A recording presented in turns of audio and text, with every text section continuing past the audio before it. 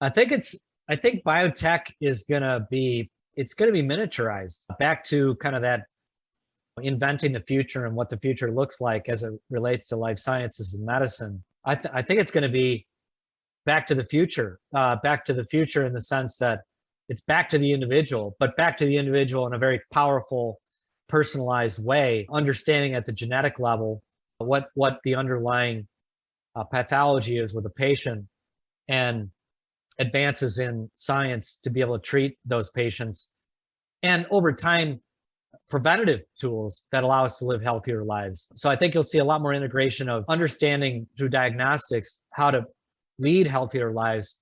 But once a disease is onset, the ability to treat patients at the personal level is going to, I think, create new opportunities and new challenges that will cause the venture community to look a lot different in 10, 20, 30 years. I believe venture firms are going to need to be attached to labs, for example. That's a scarce resource that I think will continue to be potentially integrated into the core skill set of venture investors.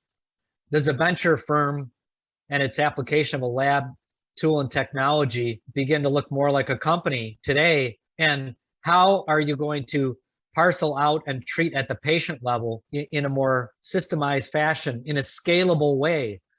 The last century of pharma was a good business model in the sense that if you could establish a treatment that generally was, and I'm not trying to oversimplify this, one size fits all, you can build a sales force, you can build a regulatory team, a product development team that is very scalable in nature. The future of science will allow personalized treatments, again, at the genetic and metabolic level.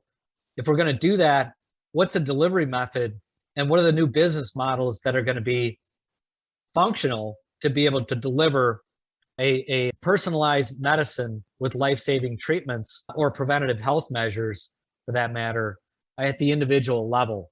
That, I think, is both the opportunity and the challenge.